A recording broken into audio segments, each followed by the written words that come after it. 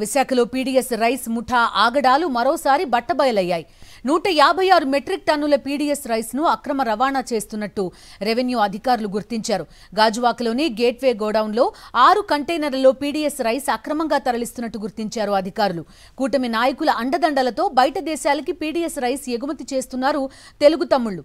గాజువాక పోలీసులకి circle 1 incharge Srihari ఫిర్యాదు చేశారు.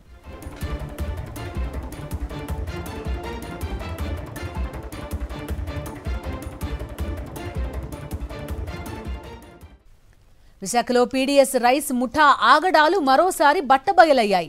156 మెట్రిక్ టన్నుల పీడీఎస్ రైస్ ని అక్రమ రవాణా చేస్తున్నట్టు రెవెన్యూ అధికారులు గుర్తించారు. గాజువాకలోని గేట్వే గోడౌన్లో 6 కంటైనర్లలో పీడీఎస్ రైస్ అక్రమంగా తరలిస్తున్నట్టు గుర్తించారు అధికారులు. కూటమి నాయకుల అండదండలతో బయట దేశాలకి పీడీఎస్ రైస్ ని ఎగుమతి చేస్తున్నారు తెలుగు తమ్ముళ్లు. గాజువాక పోలీసులకి సర్కిల్ 1 ఇన్ఛార్జ్ శ్రీహరి ఈ మేరకు ఫిర్యాదు చేశారు.